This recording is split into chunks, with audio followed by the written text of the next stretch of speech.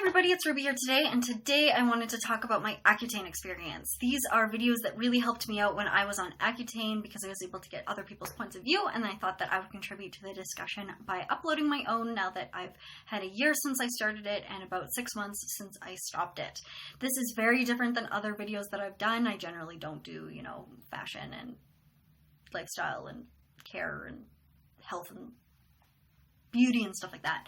But I found that these really helped me out, and this is one of those videos that's going to be like alongside a weekly book review, so I feel like I'm fairly open to doing these sorts of things, and if it helps anybody who comes across them, then honestly, I've done my job.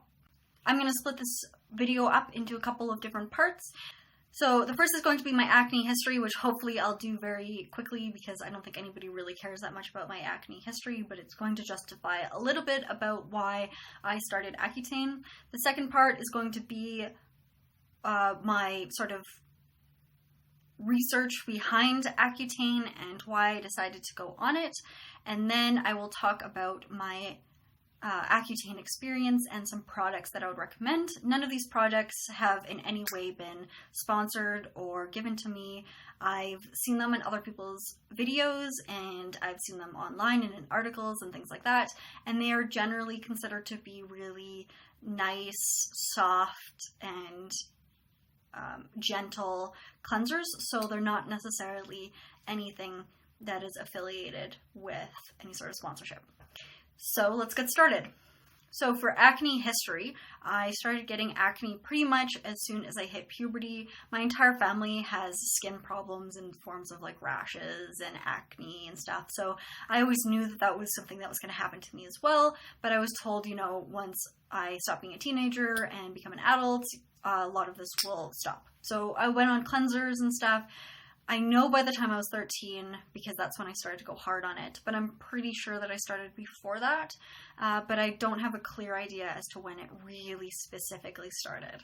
And, I would get it in my T-zones, so like eyebrows and forehead, down my nose, and on my chin. And I would usually have at least one pimple and a couple of blackheads, probably more or less depending on the fluctuation of the month. And it wasn't really that bad, but it always kind of bothered me a little bit.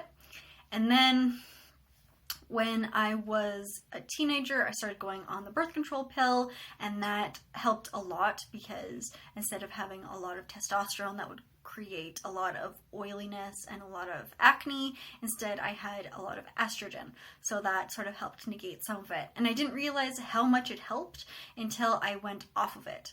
So when I was still on the pill, I talked to my general practitioner, my family doctor, and talked to him about the fact that it wasn't going away. Like I was 18, 19, and I was just still here. And he suggested that I go on Accutane. And at that point, I had recently seen a documentary about the bad effects of Accutane and how some people had committed suicide while on it. And I was like, hey, you know what? My acne is not bad enough for me to consider going on such an intense drug. So I didn't end up following up on it. He never suggested it. That was the end of it.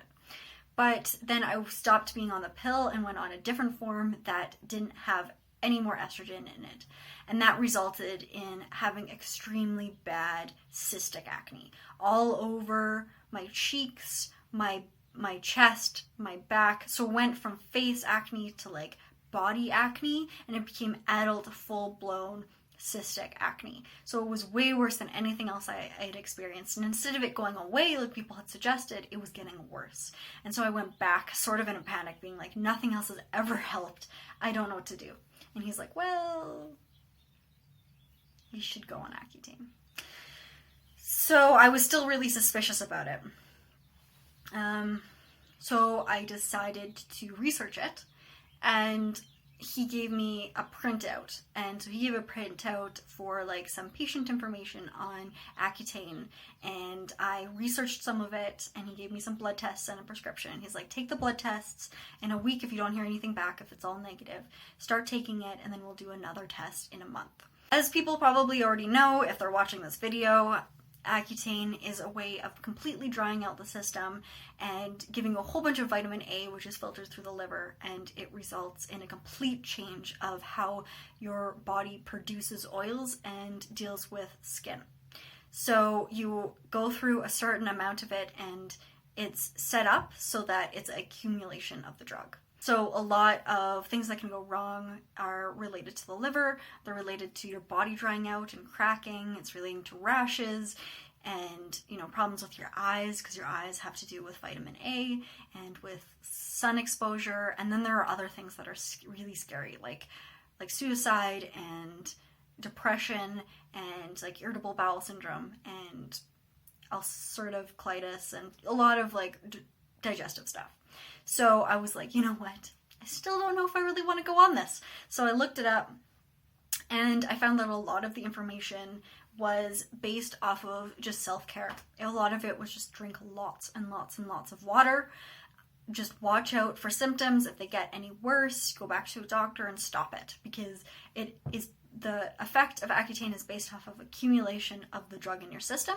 So if you stop it at a certain point, there's a likelihood that you will still get some benefits from the Accutane, and your symptoms will stop, or at least not get any worse. And so that is not something I would suggest you do unless you are talking to a doctor, but that is something to consider when you're worried about the symptoms, is that you can stop at any point. And then there are other things too, like you have to be on birth control to be on it, because it causes birth defects. So you have to promise to be on 2 forms of birth control, and you have to take a blood test relating to pregnancy and stuff like that. And honestly, America has it a lot worse. From what I can understand, you have to actually take like an I pledge thing. You have to read up on the effects of it and promising to take birth control and having to retake blood tests every month to make sure you're not pregnant.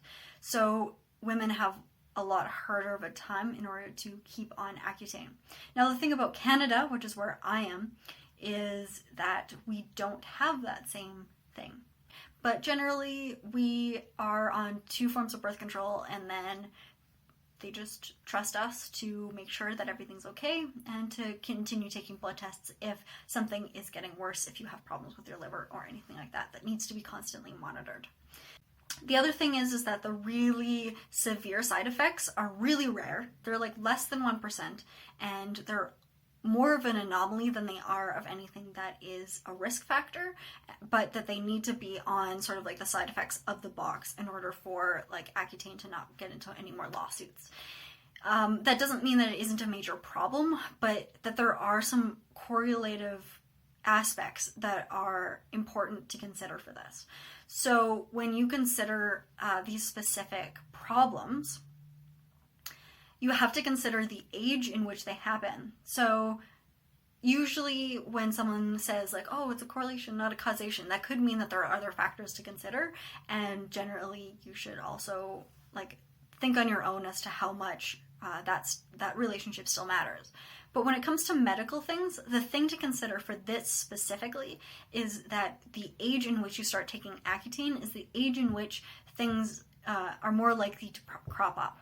So you're more likely to take Accutane in your late 20s to early 30s, and that is the same age that irritable bowel syndrome happens. Irritable bowel syndrome is more likely to occur, like in its first instance, in your early 20s. So there is a chance that people who say that they get irritable bowel syndrome from Accutane just had both happen at the same period of time. And that actually is likely to happen with depression as well, which is that people who are on Accutane are more likely to have lower self-esteem and more likely to be depressed.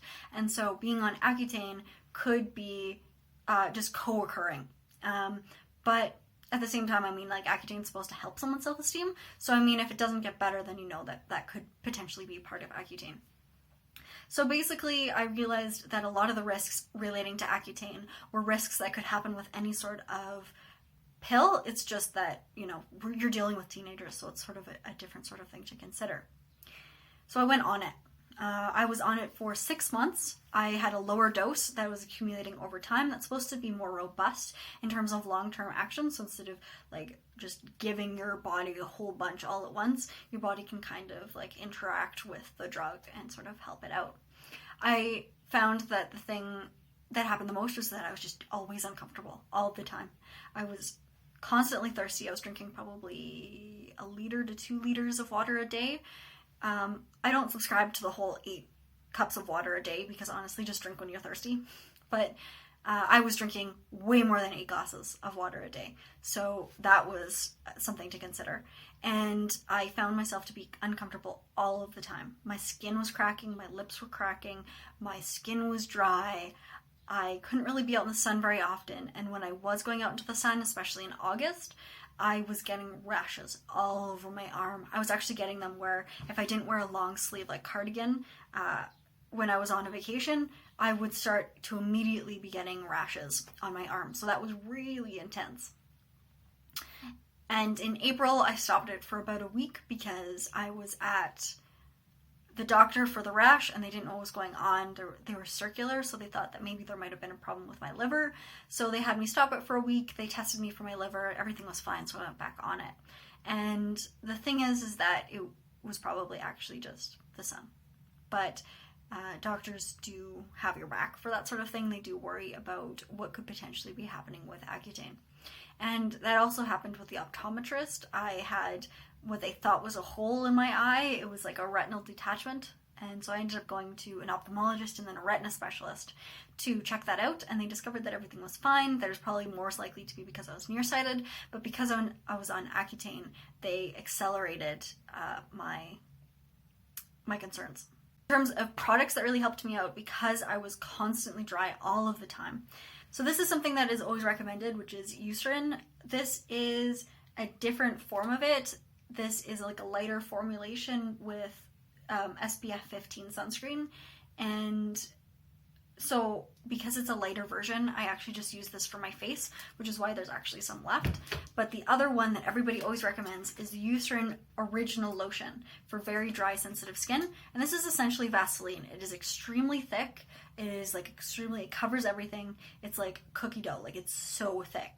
But it is amazing, and I actually used it up. Like I saved this package for a video like this just in case, but I'm gonna like throw it out soon because it was amazing. And if you get really chronically dry skin, I would suggest this as well. For skin cleanser, like you really didn't want anything that had any harsh chemicals in it. You didn't want to keep using your like Clean and Clear cleansers or anything of that sort. So instead I had Cetaphil, which is just like a really gentle cleanser. And this was essentially what I used for washing my hands as well, because if I was going to get rashes from the sun, chances are I was going to get rashes from soap as well. My eyes were also dry, like all of the time, and I was so scared that they were just going to be dry forever. I feel so bad for people who have dry eyes because honestly, it was the worst experience I had ever had. And I mean that from someone who really had an okay experience with Accutane. I'm just saying, like, it was just like constantly uncomfortable. That was it. Like, it wasn't chronic or anything like that. So I used Sustain, which helped a lot. This is empty as well. And then I used Tears Naturel, which is this, which is like, it has seen better days. I believe this one is suggested by pharmacists, while this one was suggested by my doctor. And so this one actually has like specific chemicals that are relating to your eye pH, while this one is almost like, it felt like water. And the thing is that this one felt better. So I had immediate relief from this one. This was almost like putting lotion on your eyes. Like it was like instant relief. Well, I think this was probably more of like a long-term consideration. So you might want to consider that for dry eyes. As for lips, this is something that is pretty standard for what people would use, which is the Blistex Mint. I think that other versions of it are for cold sores, but this one is just like the original normal. And this also has SPF, which is really important for your skin. And then just like a NEOS balm as well, because I was running out. Like I was running out of the lip balms. I was running out of the lotions. Like it was the first time that really I like rebought products because I was running out of them. So like things like this like aren't like in any way like clinically proven to help with anything like that, but they made me feel a little bit better about just feeling really gross for a couple of months.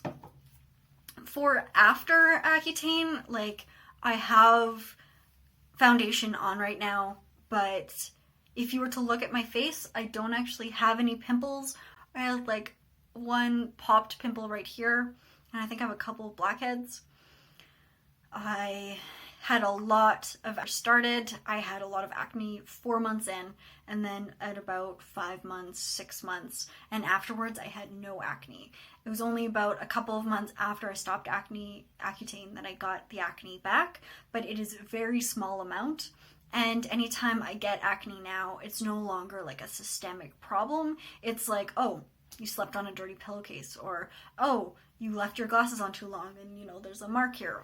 So usually when I do a review like this or talk about something, I will talk about whether to recommend something or anything like that. But for this, honestly, I think that your most important bet is to just talk to a doctor about what they think and to just see if the benefits outweigh the costs of this particular drug, and if you think that you would be okay to risk some of the health considerations that could be in effect with this medication.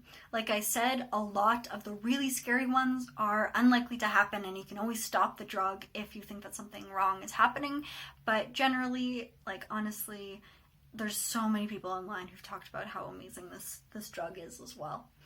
And something to consider too is that a lot of forums a lot of smaller forums, a lot of forums specifically about Accutane will be full of people who want to complain. They will have been actively going out and trying to find forums to warn other people when they might be the minority. And so you really have to look at the big picture of how many people have benefited from this drug compared to how many people have had a major problem, and just, consider that. So I hope this was informative to people who are considering the drug, and let me know if you have any questions in the comments relating to the drug or anything like that, and I'll see what I can do. So like, subscribe, do your thing, and I'll talk to you guys later.